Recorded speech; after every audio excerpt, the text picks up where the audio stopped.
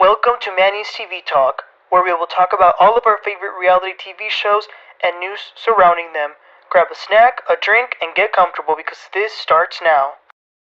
Hello everybody and welcome. Today we're talking about the new episode of The Real Housewives of New York City. That's episode 3 of season 14. It feels weird calling it season 14 because it's really like a season 1, but y'all know what I mean. Well, let's get started, you guys. This episode starts out with the girls waking up. They're still in the Hamptons at Erin's house. Jessel wakes up saying that she's freezing cold and goes into Erin's room. I personally would have loved to be there because I love a cold house, but the girls are definitely nitpicking everything. Then Ubah joins them as well, and guess what? Jenna left the house the night before. She didn't spend the night. So some of them are giving her the side eye. I do think that Erin is offended by that.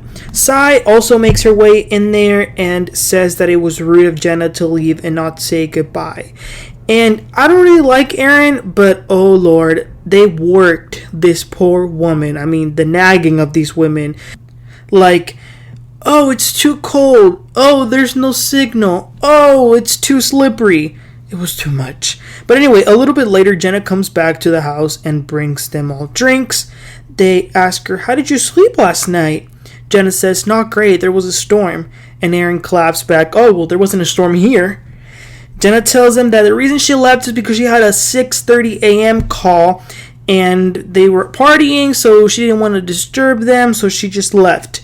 And before you know it, they're all pouncing on her. You were rude, you had a good room, you shouldn't have left. They complain also that Erin didn't cook breakfast because Jenna had requested for them not to eat before working out the night before. But Jenna's like, y'all could have done whatever y'all wanted. Like, just because I wasn't here doesn't mean y'all shouldn't have done it. Do I think it was a little bit extra for Jenna to leave in the middle of the night when she was supposed to be in the girls' night with everyone else after Erin invited them? Yes. But they are overly picking on her, like, to be honest. Then a little later, one of Erin's trainers comes. Ubah is lusting over him. She really likes him.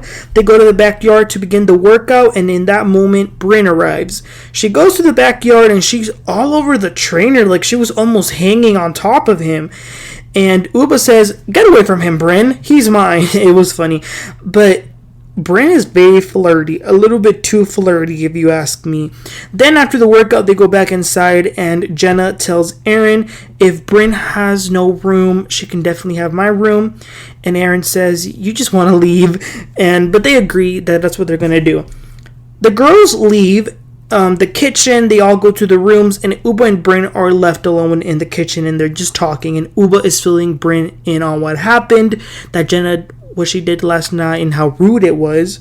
And Brynn is saying that it was definitely rude, but she's a little bit bothered that Erin does not have more anger towards Jenna. She claims that Erin was more mad at her for not going to that restaurant than she is with someone who left her home who was invited. She says that it's double standards, and Ubah says that the punishment should be bigger. And I'm like, come on, like, what punishment? Just stop it, cut it out. Then they all go and change for lunch. Some of them definitely brought it with their outfits. Jenna does notice, though, that all of a sudden they're all wearing khaki, but they claimed that they didn't have any when it was her event in the first episode. But they arrived to the restaurant. Some of them claimed that Erin had given them no food, which I do think it's true, so they were really hungry. They're ordering, and then Brynn jokingly brings up the trainer to Ubah, and they start talking about them dating and stuff like that. And then all of the women get up to use the restroom, except Brynn and Jessel are left alone at the table. And Brynn is telling Jessel that she feels like it's a double standard, and she's like, how is Erin okay with Jenna leaving the house, but she's not with her not attending the reservation. So when Erin makes her way back into the table, Brynn does tell her, in front of Jenna, by the way. She says, I think it's a double standard. You're mad at me for not going to the dinner reservation, but not at someone who left your home after you made monographed pajamas. And Erin says, well, maybe I like her a little bit more. Like, what did you want me to do? Did you want me to throw something at her? And Brynn says, well, maybe I don't have as much to offer as Jenna Lyons does. And Erin says, listen, I do think it was rude that she left, but we talked about it. She apologized. And the difference is you didn't talk to me for weeks after what you did. And Brynn starts to say something about some weird metaphor of the dog died. She's definitely making a mountain out of a molehill. And even though she's mad at Erin in that moment, she's obviously offending Jenna in the process of making her point. Then Jessel makes a comment and says, well, you can't please everyone. And Erin says, yeah, especially you. So they bring up the lingerie thing and how rude it was for Jessel to say over and over again that the lingerie that Jenna gave her was hideous and that it was horrible. And the other women, like Sai, agree that it was very rude. And Jenna says, yeah, it didn't feel great. She obviously doesn't feel comfortable confronting her, and I get it, but she just says it didn't feel great. And instead of just simply saying, I'm sorry, Jessel says, I'm sorry, but I would exchange it for something else. And Jenna says, okay, if you had bought gifts for everyone else and you genuinely wanted them to like it and they were speaking bad about it, how would that make you feel? So Jessel acknowledges it, but there's still something not clicking there. Brynn asks Erin, where am I going to sleep? And Jenna says, you can have my room that I was staying in. And then they leave lunch. They go back to the house. It's much more later. They're getting dressed for dinner. Sai and Ubah are trying to dress Jenna up. They want her to wear something more nice because she's just like a jeans and t-shirt girl.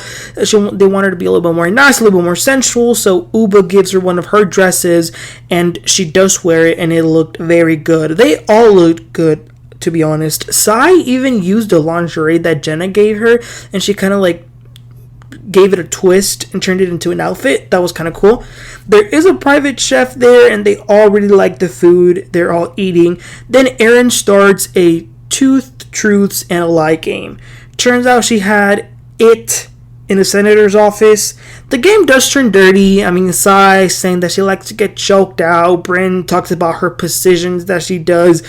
Jenna says that a man fell asleep while they were in the middle of doing it. Ubah says that she did the dirty in Central Park.